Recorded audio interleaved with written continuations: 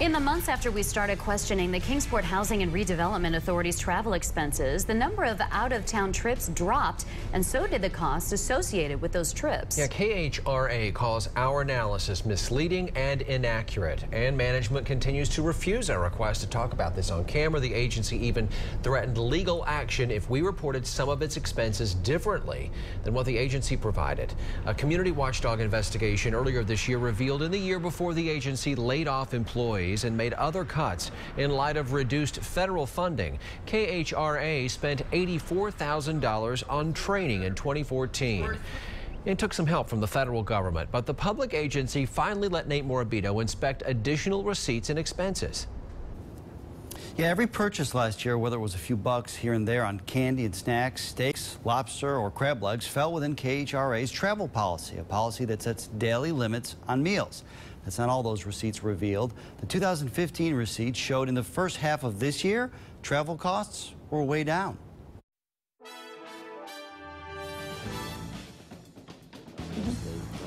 Why are you wasting your time on travel? That's a stupid question. Are you serious? I'm serious. It's just, we send people to training sessions that we need to send them to. We review their expenses when they come back. When we spoke up earlier this year and questioned Kingsport Housing and Redevelopment Authority's higher than expected travel expenses. Period. I'm through talking. Now we're through with this interview. Well, we're through with this interview. Former board chairman Jack Vandevate took offense. He not only abruptly ended the interview, he also called our questions disrespectful. I'm asked to leave because I'm asking you about travel expenses? No, you're asked to leave because you're being rude to us. The agency chalked up its $84,000 worth of travel and training expenses in 2014 to several new hires and several employees in new positions, people that needed to be certified, employees who needed to be brought up to speed on their assignments. We wanted to see if anything changed this year. After a several-month dispute, the agency finally let us look at its public records. Those documents revealed KHRA spent almost 50% less in the first 6 months of 2015 on out-of-town training compared to the first 6 months of 2014, a difference of more than $12,000. What changed? Executive Director Terry Cunningham previously agreed to an on-camera interview, but then changed his mind without any explanation.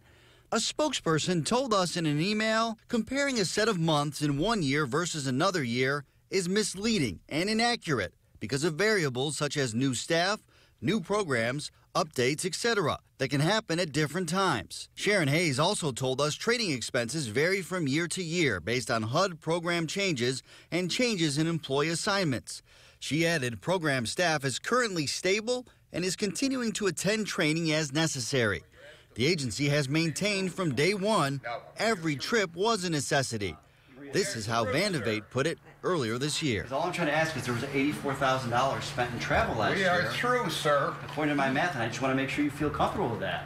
We are comfortable with what we do, and we don't need you smart telling us how to do it.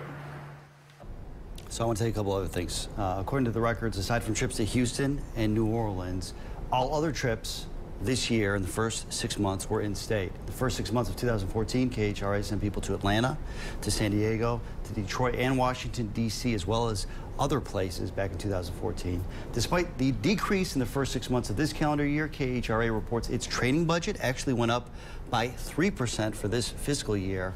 That's different than a calendar year, though. The fiscal year for KHRA ends on March 31st of next year. Nate Morabito. Nate, thank you.